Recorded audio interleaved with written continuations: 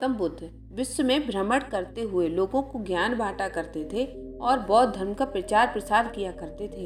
एक बार महात्मा बुद्ध अपने शिष्यों के साथ एक वृक्ष के नीचे ध्यान मुद्रा में बैठे थे। अचानक एक बूढ़ी औरत वहां रोती बिलखती हुई आई, गौतम बुद्ध के चरणों में गिर पड़ी और बोली, महात्मा जी, मैं दुनिया से सबसे दुखी औरत हूँ। मैंने अपने जीवन में बहुत परेशान हूँ। महात्मा बुद्ध, क्या हुआ? आप क्यों दुखी हो? बूढ़ी औरत, भगवान, मेरा एक ही पुत्र है जो मेरे बुढ़ापे का एकमात्र सहारा है। कल रात तीव्र बुखार से उसकी मृत्यु हो गई। उसके बाद मेरे ऊपर जैसे दुखों का पहाड़ टूट पड़ा। मैं बहुत दुखी हूँ। ईश्वर ने मेरे साथ ही ऐसा क्यों किया?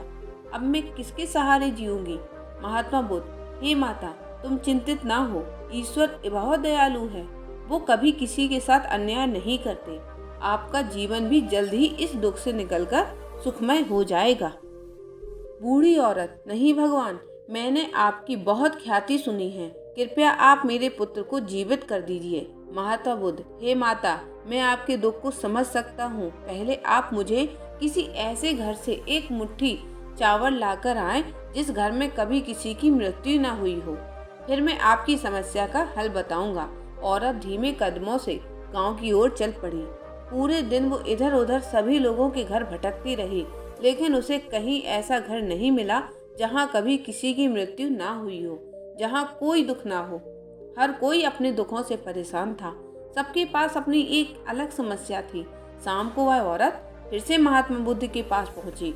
औरत को खाली हाथ लौटा देख महात्मा बुद्ध ने कहा, हे माता, क्या हुआ? आप खाली हाथ क्यों लौटी हैं? बूढ़ी औरत, महात्मा जी, मैंने पूरा गांव घूम लिया, लेकिन मुझे एक भी घर ऐसा नहीं मिला जहाँ कभी किसी की मृत्यु ना हुई हो। सभी लोगों के पास अपना अलग अलग दुख है। गौतम बुद्ध ने कहा, माता जी, यही बात मैं आपको बताना चाहता हूँ कि इस दुनिया में हर कोई दुखी है। सबके पास दुख का एक अलग कारण है। आप ये मत सोचिए कि भगवान ने आपके साथ ही कुछ गलत किया है। जब तक जीवन है, सुख दुख चलता ही रहेगा। जैसे दिन के बाद रात जरूर आती है और फिर रात के बाद दिन, ठीक वैसे ही सुख के बाद दुख आएगा और दुख के बाद सुख। सुख और दुख जीवन के महत्वपूर्ण अंग हैं।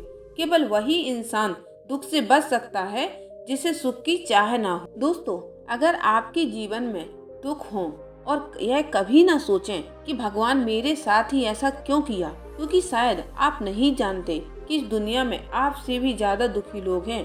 अपनी समस्याओं से भी बड़ी समस्या लोगों के पास है। दुख तो जीवन का एक हिस्सा है। आप उनको छोड़ नहीं सकते। तो किसी भी समस्या से डरे नहीं, घबराएं नहीं। अंधेरी रात के बाद सूर्योदय जरूर होता है। ये प्रकृति का नियम है। आपके भी दुख एक दिन खत्म हो जाएंगे और फिर से सुखमय मुस्कुराता सूर्योदय होगा। बस हंसकर जिए, मुस्कुराकर जिए, खुशियाँ बांटते चलें। अगर आपको यह कहानी अच्छी लगी हो तो लाइक, शेयर और सब्सक्राइब जरूर करें। नमो बुद्धाय। हम जिस लक्ष्य की ओर बढ़ रहे हैं, घर घर बुद्ध, लोगों के जीवन में बहुत समस्याएं हैं और उन समस्याओं का बस एकमात्र सहारा गौतम बुद्ध की कहानी। और यह कहानी घर घर तक पहुंचाने का मेरा लक्ष्य है, जिसमें आप मेरा साथ दें। नमो बुद्धाय।